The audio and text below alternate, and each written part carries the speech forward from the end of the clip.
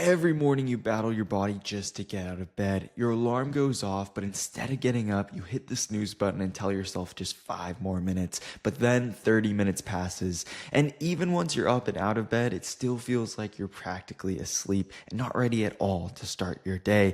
You need at least a couple cups of coffee to even feel like you're awake. And those first couple of hours of the day are a struggle, to say the least. The truth is, you probably are sabotaging those early morning hours with a couple of bad habits. So in today's video, I'm going to give you a 3-step framework to consistently wake up early and full of energy so you can crush the start of your day. Now, before we get started, I want to quickly introduce myself. My name is Trevor, and I help growing entrepreneurs and working professionals achieve consistent, high quality sleep. And I used to struggle significantly with those early morning hours. I would hit the snooze button repeatedly, sleep in for 5, 15, maybe even 30 minutes at a time, and then I'd wake up even more groggy. And even once I was up, I didn't feel like I was awake. I needed coffee just to feel like a human again, and I wasn't having productive mornings that I wanted. But then I adopted this routine, and now I wake up at 7 a.m. every day, full of energy, ready to crush the start of my day. So why is it so hard to consistently wake up early, full of energy, and have a productive start to your day? And the first reason is because your circadian rhythm is unaligned. You are not sending the right signals to your body that it is daytime, it is morning, it is time to turn on those systems that make us feel awake and alert. Now, the first reason your circadian rhythm is unaligned is because you have an inconsistent wake time. Either your wake time differs every single day, or your wake time differs from the weekday to the weekend. And I'm not talking about a 15-minute, 30-minute, or 60-minute difference. I'm talking about when your wake time one day is at 7 a.m., then the next day it's at 9 a.m., and then on the weekends it's at 11 a.m. You are creating a jet lag-like effect similar to traveling across time zones, and it's why you feel so groggy and low energy in the morning. And a study actually showed this. It was done by Till Ronenberg, who's a famous circadian scientist, and he calls this practice social jet lag, where your wake time on the weekday to the weekend vastly differs. And what they found was not only does it delay your circadian rhythm, but it's what's causing that groggy feeling, and it has a similar effect to traveling across time zones. It has a jet lag like effect. Now, the second reason your circadian rhythm is unaligned is because you're not getting enough morning sunlight. Morning sunlight is the most powerful lever for setting our circadian rhythm and signaling to our bodies that it is daytime. And without morning sunlight, our bodies cannot wake us up. They cannot tell those systems that are responsible for us feeling alert and energized to actually turn on. And they actually did a lab study to show this. Researchers at the University of Tübingen in Germany, and what they found was that when participants got 60 minutes of bright light in the morning, they reduced their subjective sleepiness, meaning they felt more alert and more energized in those early morning hours. Now, the next reason your circadian rhythm is unaligned is because you're not getting any morning exercise. And morning exercise is just another signal to tell your body it's daytime. And when you don't have any morning exercise, you're just sending a weaker signal to your body that it is time to wake up and start the day. Now, the last reason your circadian rhythm is unaligned is because you have an inconsistent first meal. Some days you eat breakfast at 7 a.m., other days at 9 a.m., and some days you skip breakfast entirely. And all this is doing is confusing your circadian rhythm, and it's making it harder for your body to wake up in the morning. Now, another reason why those early morning hours are such a struggle is because your sleep quality is not great. And the first reason for this is you're not giving your body enough time to sleep at night. Either you're consistently sleeping under 7 hours a night, which is not enough for most healthy adults, or you are not giving your body enough sleep to properly recover at night. For example, you're consistently sleeping 7 hours every night, but your body actually needs 8 hours of sleep every night to feel fully recovered and not sleepy in the morning. Now, the next reason your sleep quality is not great is because your sleep is not continuous. You are waking up in the middle of the night either once or a couple of times, and this is significantly reducing the quality of your sleep. Now, nighttime wake-ups can happen for a number of different reasons. They can happen from incorrect drug timing like alcohol, marijuana or nicotine.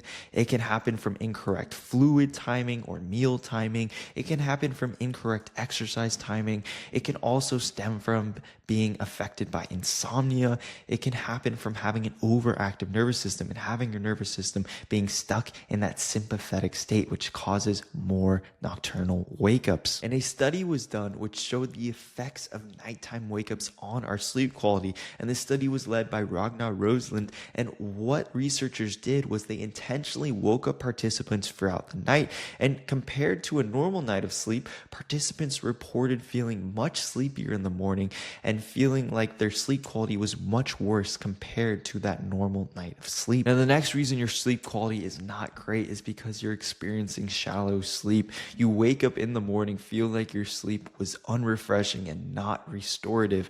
And this is most likely due to you being in those lighter stages of sleep and not getting enough REM and deep sleep at night. Now, the reason you experience shallow sleep is very similar to why you experience nighttime wake-ups. And often when you have shallow sleep, you also have nighttime wake-ups. Again, it's caused by incorrect drug timing, incorrect fluid, meal, and exercise timing. It can be caused by insomnia or an overactive nervous system. In a study led by Jonas Beck, researchers induced stress into participants close to bedtime. And what they found when they did this was that their overall sleep depth was reduced. In other words, if you go to bed with an overactive nervous system where you still feel wired, like you're still on and awake, you're more likely to get lighter, less restorative sleep at night. Now, the last reason your sleep quality is not great is because you have incorrect sleep timing. And timing works in two different ways. The first way is when you have an inconsistent sleep schedule. You are going to bed and waking up at different times every single day. And the second way timing is hurting your sleep quality is because you're not sleeping at the right times at night. Humans have a preferred time that they should be going to bed based on our genetics. This is based on our predetermined chronotypes that we have. And when you're not going to bed in those optimal times, it can significantly hurt your sleep quality. Now, the last reason those early morning hours are such a struggle is because you struggle to actually get out of bed and start your day. And the first reason it's a struggle to get out of bed is because you're addicted to snoozing. Instead of getting up on the first alarm, you continually hit snooze and fall back asleep for 5-10 minutes and then have the alarm wake you up again and repeat the cycle. And all you're doing with this is you're increasing your sleep inertia and you're making yourself feel more groggy when you actually go to get up out of bed. And a lab study showed exactly this. It was led by Kaiko Agawa, and what researchers found was that when participants repeatedly hit the snooze button, they extended their sleep inertia, meaning when they woke up, they felt more groggy and less alert compared to if they just woke up after the first alarm. Now, the next reason you struggle to get out of bed is because alarms just don't work for you. You set 5 different alarms on your iPhone, you crank up the volume, but when those alarms go off in the morning, you simply do not get out of bed. Now, the last reason that you struggle to get out of bed is because you have no motivation to do so. You have nothing to look forward to in the morning, and frankly, you dread the start of your day. So it's going to be much less likely that you actually feel motivated to get up and get out of bed. And a study showed this in action, which was led by Aishe Ihan. And what researchers found was that when participants used a gamified alarm, they were much more likely to get out of bed and start their day versus a normal alarm. So now that we know why those early morning hours are such a struggle, how do we actually consistently achieve effortless morning wake-ups? And the first step to achieving this is to align our circadian rhythm. The first step to aligning our circadian rhythm is to get sufficient morning sunlight. And morning sunlight, like I mentioned earlier, is the most important lever for setting our circadian rhythm. It's essentially what tells our bodies to wake up and start the day. Now, on clear sunny days, you want to get 5 to 10 minutes of morning sunlight to set your circadian rhythm. And then on overcast or cloudy days, you want to bump that number up to 10 to 20 minutes. If it's super overcast, then you might want to bump that up to 30 or even 60 minutes. But one important point to remember is that 5 to 10 minutes is still better than nothing. So don't stress about always needing to get 10 to 20 or even 30 to 60 minutes on those really overcast days. Now, the next step to aligning your circadian rhythm is by choosing a consistent wake time. And by having a consistent wake time, we're going to be able to reduce the amount of sleep inertia we have and make us feel less groggy in those early hours. And the consistent wake time also gives our bodies the opportunity to consistently get morning sunlight at the same time, which is crucial for aligning our circadian rhythm. Now, you want to pick a wake time you can stick to on the weekdays and on the weekends. And it does not need to be perfect every day. Some days you can be off by 30 minutes, and some days you can even be off by 60 minutes. But the more consistent you can be with the wake time, the less morning grogginess you are going to feel. Now, the next way to align your circadian rhythm is to have a consistent breakfast time. And this is not a matter of whether you have breakfast or you skip breakfast and fast till lunchtime. It's simply about having a consistent first meal time. And what this is going to do is it's going to further strengthen the alignment of your circadian rhythm, and it's going to send a stronger signal to your body that it is daytime, and again, help your body feel energized, alert, and ready to go at the start of your day. And with the breakfast timing, again, it is completely fine to be off by 30 minutes or even 60 minutes on some days. And lastly, we want to get some morning exercise to further reinforce our circadian rhythm alignment and tell our bodies that the day is starting. And exercise alone can boost energy and alertness, making it much easier to actually wake up. And with morning exercise, it does not need to be an intense workout. It can be 10 minutes of some light cardio, like some walking or jogging. Now, if you guys do want to learn more about circadian rhythm alignment, I have a full 20-minute video on my channel that goes more in depth about how to do it. Now, the next way we can consistently wake up early and full of energy is by getting high quality sleep. Now, this section could probably be a video in itself, so I'm going to keep it high level and map out how to achieve high quality sleep. And the quality of sleep can impact your morning grogginess, how energized you feel, and how restorative and refreshed you feel after a night of sleep. So it's really important to nail this section down. Now, when it comes to high quality sleep, it's not just about duration. It's not just about getting 7 to 9 hours of sleep. That is only one pillar. The next pillar is how continuous is your sleep? Are you sleeping through the night, or are you waking up a bunch in the middle of the night?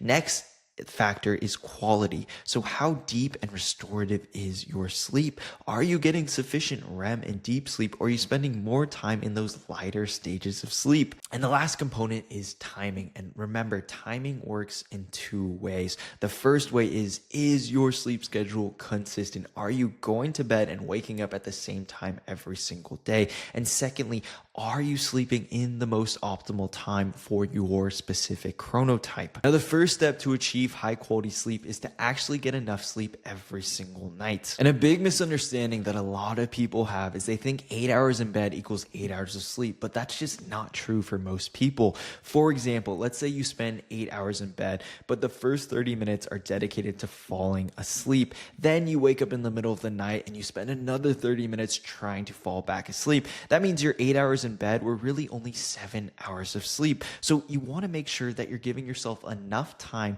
to get the sleep that you need. Now, most healthy adults are going to need 7 to 9 hours of sleep every single night, but you're going to want to experiment to find your genetic sleep need. And a great way to do this is to start with the minimum amount of sleep you need to function in a day. And ideally, that number is over 7 hours. And from that starting point, you keep increasing the sleep quantity that you give yourself. And once you hit a point where you can't sleep in anymore and you feel energized and ready to go, that's when you know you've hit your sleep need. And that's the target you should be aiming for every single night. Now, the next step to achieve high quality sleep is to implement a wind down routine. And a wind down routine is going to help you reduce nighttime awakenings. It's going to help you increase the time spent in REM and deep sleep. It's going to make your sleep feel more restorative. restorative. And the whole point of a wind down routine is to help your body transition from a conscious waking state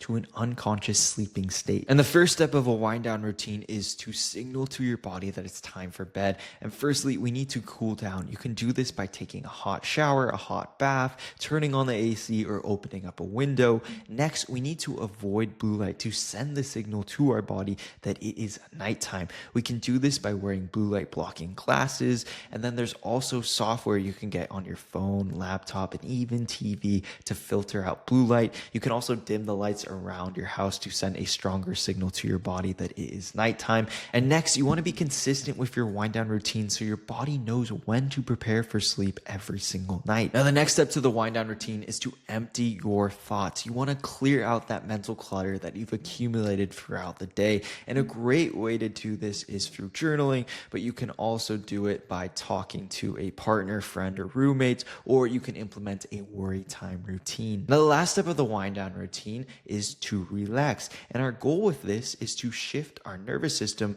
from a sympathetic state, the fight or flight state that we use in our waking state, into a parasympathetic state, the state that is most optimal for sleep. And to do this, we relax in two different ways. The first way is by having deep rest in your wind down routine. Now, deep rests are things like meditation, breath work, stretching, a hot bath. They all actively shift our nervous system from a sympathetic state to a parasympathetic state. The next type of relaxation we need to implement into our routine is shallow rest. And while shallow rest does not actively shift our nervous system from a sympathetic to a parasympathetic state, what it does do is it makes our wind down routine more enjoyable, and also it helps us calm our mind down. Some examples of shallow rest include reading, socializing, listening to calming music. It can also be watching TV or going on your phone, but you're going to need to experiment to see if those things are actually relaxing for you. Now, if you guys are interested, I do have a full 25-minute video that goes into depth about how to construct a proper wind down routine. But the next step to achieve high quality sleep is to have correct food, exercise, and drug timing. Firstly, we want to avoid big meals 3 to 4 hours before bed. We also want to avoid intense exercise 2 to 3 hours before bed. And the reason for this is because both of these elevate our core body temperature. And in order to actually fall asleep, our core body temperature needs to drop by at least 1 degree. And when our core body temperature is elevated, it makes it harder to fall asleep. It increases the likelihood of nocturnal awakenings, and it also makes us have less restorative sleep and decreases the amount of REM and deep sleep we're getting every night. Next, we want to avoid caffeine at least 10 hours before bed. And the reason for this is because caffeine blocks this molecule called adenosine, and adenosine is what makes us feel sleepy. So without enough adenosine in our systems, we're more likely to wake up throughout the night, have a harder time falling asleep, and get less restorative sleep. Next, we want to avoid alcohol and marijuana at least 3 hours before bed. And obviously the best case scenario is to not do those altogether, but if you can avoid them at least 3 hours before bed, your sleep quality is going to improve. Now, the reason we want to avoid alcohol is because it impairs deep sleep and it fragments REM sleep, which can lead to worse quality sleep and also increase the chance of nocturnal awakenings. And for marijuana, it inhibits our ability to get REM sleep, which decreases the overall quality and depth of our sleep. Next, we want to avoid nicotine at least 6 hours before bed because nicotine causes the brain to produce wake-promoting chemicals that can make it harder to fall asleep and stay asleep. Next, we want to avoid fluids at least 3 to 4 hours before bed. And this isn't just water. This also includes broth, juice, milk, soups, anything in fluid form. And this also includes foods that are high in water content. So things like cucumbers, watermelon, and most fruits and vegetables can contribute to your overall fluid load. And if your fluid load is high before bed, you're more likely to get up needing to pee in the middle of the night. The next step to get high quality sleep is to have correct sleep timing. And like I mentioned earlier, correct sleep timing is in in two different components. The first component is consistency. How consistent are you with when you go to bed and when you wake up? You want to have a consistent sleep schedule in order to get higher quality sleep. Now, the next component to correct sleep timing is the timing itself. Are you sleeping in the most optimal time for your body? Now, your optimal sleep time is going to be dependent on a number of different factors. Firstly, your geographic location, which dictates when the sun rises and when the sun sets, is going to play a factor in when your optimal sleep time is. And the next factor that dictates optimal sleep timing is going to be your circadian cues. When do you get morning sunlight? When do you have your first meal? When are you dimming the lights at night? These are all going to play a factor in what time is most optimal for you to go to bed and wake up. And the last factor to figure out your optimal sleep timing is determining your chronotype. And your chronotype informs you about where you sit on the range of sleep schedules. Are you more of a morning person? Or are you more of a night person? Or are you somewhere in between? Most people are somewhere in between. Now, one important point I want to make is that circadian cues like getting your morning sunlight, eating your first meal at a consistent time, and dimming the lights at night are going to have a far greater effect on when your optimal sleep timing is than something like your chronotype. Plus, your chronotype is out of your control. You're much better off focusing on being consistent with your circadian cues and shaping your own optimal sleep timing. Now, if you stay consistent with the circadian cues, you will start to notice your natural sleep schedule, when you want to go to bed, when you want to wake up. And this process can take a couple weeks to a couple months, but I promise you, if you stick with it and you find your natural sleep time, you're going to get higher quality sleep. Now, the last component to achieving high quality sleep is to optimize our sleep environment. If we have an optimal sleep environment, we can reduce our nocturnal awakenings, we can get deeper, more restorative sleep, and we can feel more refreshed and energized in the morning. The first step to an optimal sleep environment is to keep your bedroom cool, somewhere between 60 and 67 degrees. You're going to want to experiment to find the best temperature for you. Next, we want to keep the environment dark. You can do this with an eye mask or blackout curtains. And finally, we want to keep the environment quiet so we're not awoken in the middle of the night by some noises. And to do this, we can wear earplugs or play a white noise machine. Now, the next step to consistently wake up early and full of energy is to have some wake up urgency. Now, the first step to wake up urgency is to be anti-snooze. Instead of continually hitting snooze and causing more grogginess, we want to wake up the first time our alarm goes off. Now, one way we can do this is by placing our alarms out of arm's reach. So instead of just being able to lay in our bed and hit our snooze button and then go back to bed, we actually have to physically get up out of bed and turn off the alarm. And the next way we can be anti-snooze is get more effective alarms, because to be quite frank, a lot of these standard alarms are useless, especially if you are a heavy sleeper. You've tried to set 50 alarms, you've tried to crank up the volume, but you still can't get out of bed. So we need to upgrade the type of alarms we are using. Now, there's a couple different types of alarms that are more effective than your standard alarm. The first is a sunrise alarm, and the sunrise alarm mimics the sunrise in the morning. It gradually gets brighter as it approaches your wake time. And what this will do is it makes your wake up feel more natural. It causes less grogginess and increases the likelihood that you're able to just get out of bed. The next category of alarms are creative alarms, and there's quite a few I found. The first one is a barcode app. Basically, you need to scan a barcode in order to turn off your alarm. And what you can do is you can place a barcode somewhere outside of your bedroom, like the kitchen or living room, and when your alarm goes off in the morning, in order to turn it off, you have to physically get up and go scan the barcode. And at that point, you're probably going to get up. The next type of alarm I found is where you have to solve a puzzle to actually turn off the alarm. So this can be a math question or a trivia question,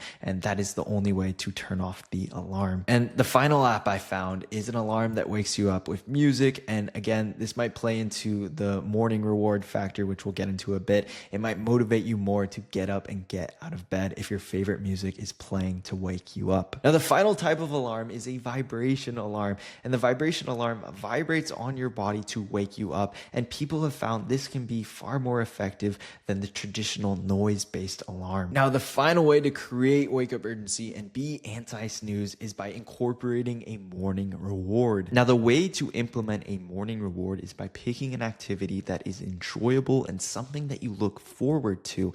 This doesn't have to be an hour-long activity. It can be something as simple as getting a coffee at your favorite coffee shop, or going out in the kitchen and petting your dog, or playing an iPhone game for 5 minutes before you start your day.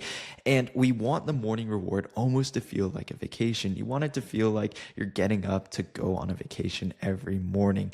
And some examples, like I mentioned, is you can go on a morning walk, you can have a cup of coffee at your favorite coffee shop, or you can play a computer game before you start your day. Anything that motivates you to get up and get out of bed and start your day. Now, I want to quickly recap how we can consistently wake up early and full of energy. Now, the first step, we want to align our circadian rhythm. We want to get morning sunlight to set our circadian rhythm. We want to stick to a wake time that we can be consistent with on the weekdays and on the weekends. We want to stick to a consistent first meal time to further reinforce our circadian rhythm. And we want to get some light morning exercise to further reinforce our circadian rhythm and also increase our energy and alertness in the morning. Next, we want to get high quality sleep every single night. We do this by getting enough sleep, ideally 7 to 9 hours every single night. Next, we want to implement a wind down routine where we send the signal to our body that it is bedtime. We clear out the mental clutter in our head and we relax so our nervous system shifts from a sympathetic state to a parasympathetic state. Next, we want to time our food, exercise, and drug timing so it is optimal for high quality sleep. After that, we want to make sure that our sleep timing is correct. We want to be consistent with when we go to bed and when we wake up. And we also want to be consistent with our circadian cues so we can begin to naturally figure out when our natural sleep schedule is. And finally, we want to make sure we have an optimal sleep environment. We want it to be cold, dark, and quiet. And the last step for consistently waking up early and full of energy is to create some wake up urgency. We want to be anti-snooze. We want to get out of bed on the first alarm, not repeatedly hit snooze and make ourselves more groggy. We want to invest in an effective alarm, something that is going to get us up and out of bed in the morning. And finally, we want to reward ourselves in the morning so we actually have something to look forward to and have some motivation to get out of bed. Imagine being able to wake up full of energy, refreshed, and ready to crush your day without needing a couple cups of coffee. Imagine not needing to hit your snooze button 3 times before you actually get out of bed. Imagine being excited to hear your alarm go off and get out of bed within seconds. That is exactly what this 3-step framework can do for you. Now, I hope you guys enjoyed this video. If you have any questions, feel free to drop them below and I will answer them.